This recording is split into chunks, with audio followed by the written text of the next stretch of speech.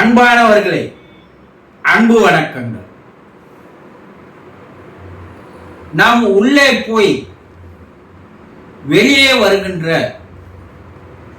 இந்த சுவாசத்தின் இயக்கத்தை நடத்துபவர் யார்?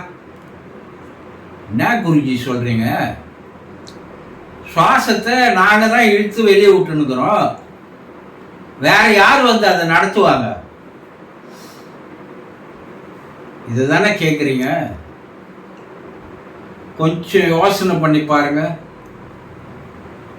என்னைக்காவது அந்த சுவாசம் எப்படி உள்ள போகுது, எப்படி வெளியே வருது என்பதை உன்னிப்பாக நீங்க கவனிச்சிருக்கீங்களா? இல்ல உங்க கட்டுப்பாட்டில் தான் அந்த சுவாசம் உள்ள போதா,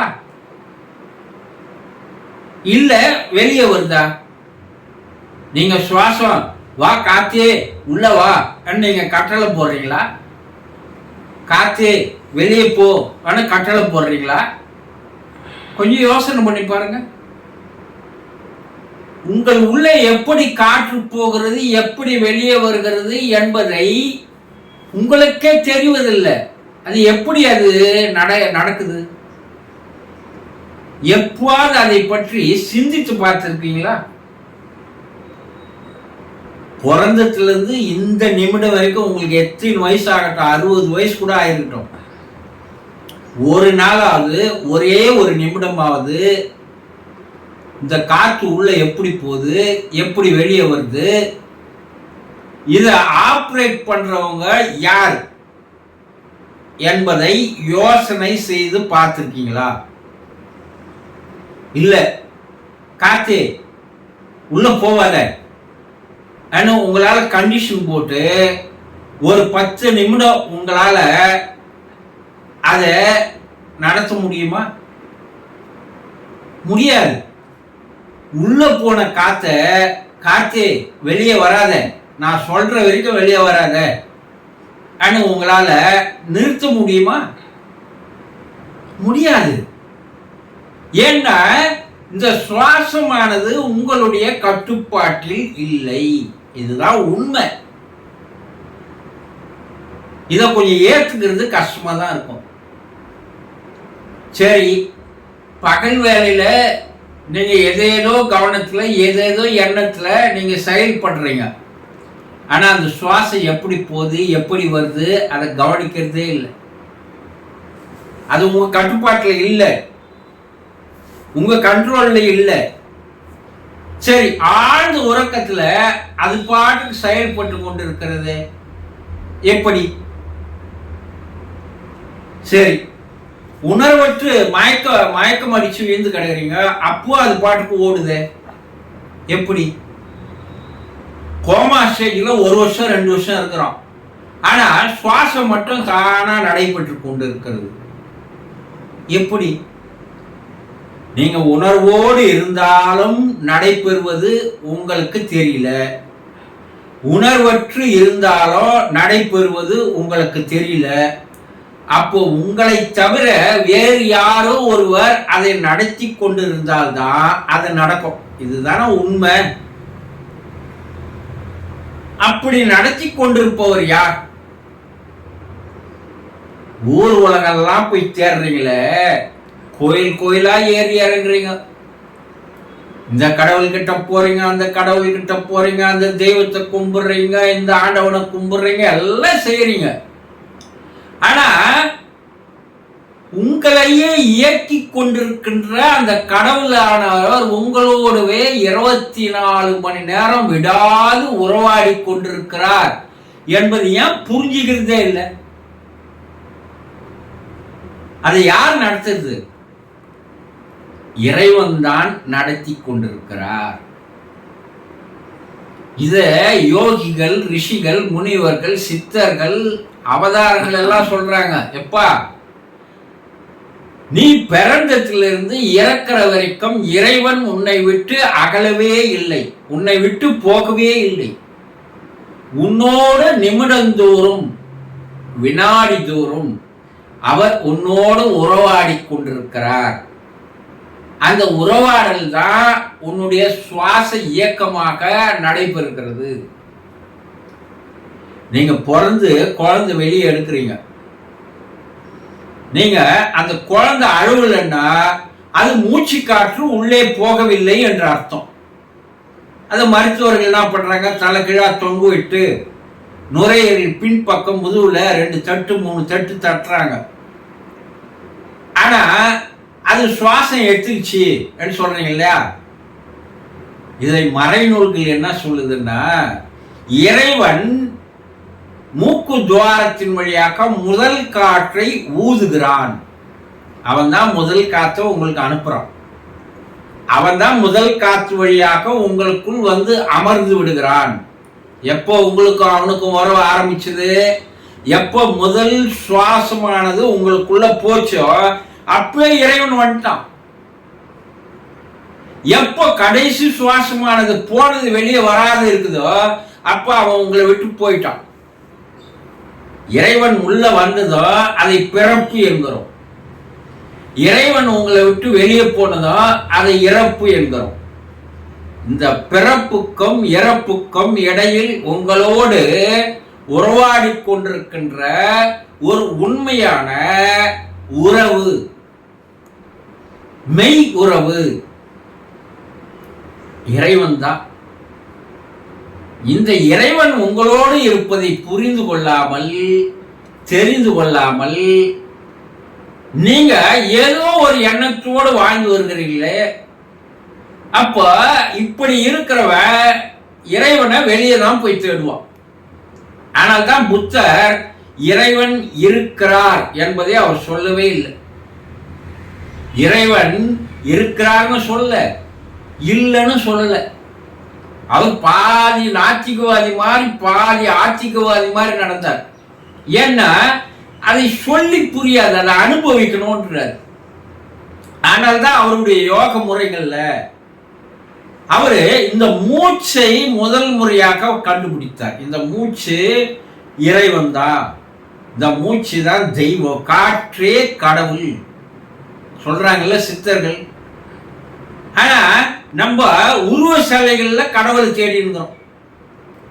அவன் காத்தா நமக்குள்ள இருக்கிறான் ஆனது தெரியல. காயமே இது பொய்யடா, வெறும் காற்றடைச்ச பையடா சொன்னால சித்தரு. எப்பா உன் உடம்புன்றது அது பொய், எந்த நேரமும் அது என்ன ஆயிடலாம், இறந்து போயிடலாம். ஆனா அதை உயிர் வாழ வைத்துக் கொண்டிருப்பது எது? காற்று.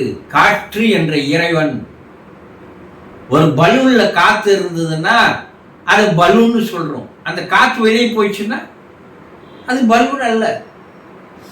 அது போல இறைவன் உனக்குள்ளேயே உருவாடி கொண்டிருப்பதை, உன்னோடவே சிநேகமாக இருப்பதை, உனக்கு நண்பனாக இருப்பதை, தோழனாக இருப்பதை, உனக்கு தாய் தந்தையாக இருப்பதை, உனக்கு நல்ல வழிகாட்டியாக இருப்பதை தெரிஞ்சுக்கவே முயற்சி பண்ணல நீங்க. ஆனா என்ன பண்றீங்க, இறைவனை உள்ளுக்குள்ளேயே வச்சுக்கின்னு வெளியே போய் தேடுறீங்க. அததான் சித்தர் என்ன சொன்னா, இருக்கும் இடத்தை விட்டு இல்லாத இடம் தேடி எங்கெங்கோ அலைகின்றாய் ஞானத்தங்கமே, நீ ஏதும் அறியாதவரடி ஞானத்தங்கமே. உங்களை முட்டாள்னு கூப்பிடல அவனை. சித்தர்கள் உங்களை தூக்கி வைக்கிற உயரத்துல ஞானம் ஞானி என்று சொல்கிறான். என்னன்னா நீ அஞ்ஞானியா இருக்கிறப்பா, நீ உண்மையில ஞானி. அதை நீ எப்ப தெரிஞ்சுக்க போற? ஆனா நியாயமா என்ன சொல்லியிருக்கணும்னா, ஞானத்தங்கமேன்னு சொல்லியிருக்க கூடாது, முட்டாள்களேன்னு சொல்லியிருக்கணும். ஏன்னா அறிவிருந்தும் நாம் அதை அறிந்து கொள்ளாமல் வாழ்ந்துகின்ற அறிவற்றவர்களாக இருந்து வருகிறோம். இதை தெரிஞ்சுக்கணும் என்ன பண்ணுவான், எங்கேயும் கடவுளை போய் தேட மாட்டான்.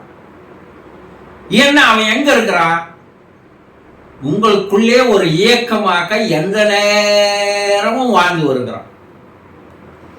இதெல்லாம் ஆராய்ச்சி செய்து பார்த்த புத்தர் என்ன பண்ணாரு, தன்னுடைய அனுபான சதியோகம் என்ற ஒரு யோகத்தை அவர் கண்டுபிடிக்கிறார்.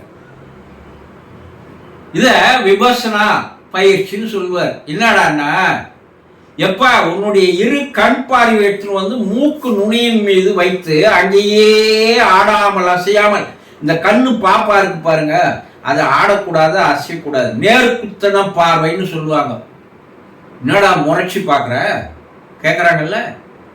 அப்ப இந்த ரெண்டு கண்ணுடைய நோக்கம், அந்த விழி ஒரே இடத்தில் ஒன்று குவிக்கும் போது மூக்கனுடைய நுனியானது உனக்கு தெரிய ஆரம்பிக்கும். இந்த மூக்கனுடைய நுனியே நீ பார்த்த மாதிரி இருந்தன்னா சில நாட்களுக்கு அப்பால் உள்ளே போகின்ற காற்றை உன்னால் கண்டுபிடிக்க முடியும், வெளியே வருகின்ற காற்றை உன்னால் கண்டுபிடிக்க முடியும். இந்த காற்றை நீ எப்போ தெரிஞ்சுக்கிறியோ அப்போ இறைவனை நீ தெரிந்து கொண்டவனாக மாறுகிறாய். இதுதான் உண்மையா நீ இறைவனை தெரிந்து கொள்வதற்கான ஒரு அற்புதமான வழி. இதை விட்டுட்டு வேற எங்கெங்கேயோ வரும். அப்ப இறைவனை நீ தெரிந்து கொண்டால் அந்த காற்று எப்படி உள்ள போகுது? ஏற்றி இறக்கி இருகாலம் பூரிக்கும் காற்றை அறியும் கணக்கறிவாளர் இல்லை. சித்தர்கள் எவ்வளவு ஆராய்ச்சி பண்ணிக்கிறான் பாருங்க. எப்பா ஏற்றி இறக்கினா உள்ள போற காத்து வெளியே வர காத்து, இரு காலம்னா இரு மூக்கு துவார வழியா உள்ள போய் வெளியே வருது. அது நம்முடைய கட்டுப்பாட்டில் இல்லை, அது இயல்பாய் நடக்குது. இறைவன் இயல்பா நடத்துறான். அது கட்டுப்பாட்டுக்குள்ள வந்ததுன்னா அது சித்தர்கள் அதை கட்டுப்படுத்துறான்.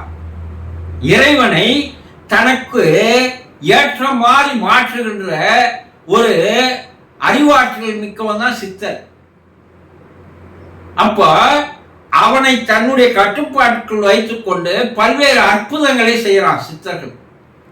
எதை புடிச்சிட்டாம? ஏற்றி இறக்கி இருகாலம் பூரிக்கும் காற்றை அறியும் கணக்கறிவாளர் இல்லை. காற்றை அறியும் கணக்கறிவாளருக்கு கூற்றை உதைக்கும் குறி அதுவாமே என்றான். நீ இறைவனை கெட்டேன்னு புடிச்சினா, சட்டுன்னு புடிச்சிக்கணும்னா, தெரிஞ்சுக்கணும்னா யமன் கூட உங்ககிட்ட வரமாட்டான் என்றது அது அர்த்தம். அப்போ இயல்பா நமக்குள்ள நடந்து கொண்டிருக்கின்ற, உங்களோடு உறவாடி கொண்டிருக்கின்ற ஒரு அற்புதத்தை, ஒரு மகத்துவத்தை, ஒரு மகிமையை புரிந்து கொள்ளவில்லை என்றால், நீ உலகம் பூரா இருக்கிற கோயில் குளங்கள் எல்லாம் ஏறி இறங்கினா கூட அங்கே அவனை உன்னால் கண்டு கொள்ளவே முடியாது. அவன் உனக்கு தெரியாது. எதை நீ ஒன்னா ஒரு நப்பாசிக்கு போலாம், உன்னையே ஏமாத்திக்கிற, இறைவனையே ஏமாத்துற, ஊர் உலகத்தையும் ஏமாத்துற. எப்பா நான் உன்னோடு தான் ஓடி ஓடி வந்து கொண்டிருக்கிறேன், அதை நீ தெரிஞ்சுக்கிற. ஓடி ஓடி உட்கலந்த ஜோதியை நாடி நாடி நாட்களும் கழிந்து போய் வாடி வாடி மாண்ட மாந்தர் கோடி கோடி கோடி எத்தனையோ கோடி என்றான். எப்பா ஓடி ஓடி உனக்குள்ள ஓடி இறங்கி ஓடி இறங்கி ஓடி இறங்கி நிமிடந்தோறும் ஓடின்னு இருக்கானே, உள்ள போறான் வரான் போறான் வரான் போறான் வரான். அவன் உள்ளே ஜோதியாக உனக்குள்ள இருக்கிற ஆன்மாவாக அவன் உள்ளே இருக்கிறான். அதை தெரிஞ்சிக்காத வெளியே எங்கெங்கேயோ ஓடி ஓடி ஓடி ஓடி தேடி தேடி தேடி தேடி ஆளா பறந்து கட்சியில் என்ன ஆயிடுறீங்க? மாண்டு போனவர் கோடி கோடி கோடி கோடி. அதுல நீங்களும் ஒருத்தரா இருக்கிறீங்களே, நியாயமானு கேட்கிறான் சித்தர்கள். அப்போ காற்றுதான் கடவுள். அந்த கடவுள் உங்களோட ஒரு இன்னிசை கீதமாக, ஒரு அழகான ஒரு லயமாக, ஒரு அற்புதமான செயலாக அவன் ஆடுகின்ற நடனமானது உங்களுக்குள்ளேயே நடந்து கொண்டிருக்கிறது. அது ஒரு புல்லாங்குழல் இசை போன்ற ஒரு கீதமாக இருக்கிறது. அந்த ஓசையை, உள்ளே போகின்ற ஓசை, வெளியே வருகின்ற ஓசை, அந்த ஓசையை யார் உன்னிப்பாக கவனிக்கிறார்களோ அது ஒரு இனிய தேவ கானமாக மாறிவிடுகிறது. இறைவன் இசைக்கின்ற ஒரு இசையை நீங்கள் கேட்கின்ற அந்த அற்புத நிலைக்கு நீங்கள் வந்து விடுகிறீர்கள். இதுக்கு மேல என்னங்க வாழ்க்கையில் வேணும்? இறைவனே உங்களுக்கு தாலாட்டு பாடுகின்ற ஒரு நிகழ்வு எந்த நேரம் நடந்துன்றது இல்லை. இது தெரியாமல் வாழ்ந்து வருகின்ற மனிதர்களாக நீங்களும் இருக்காதீர்கள். இறைவன் உங்களோடு 24 மணி நேரம் அவன் உங்களோடு இயந்து வாழ்ந்து வருகிறான் என்பதை புரிந்து கொள்ளுங்கள். சந்தோஷம்.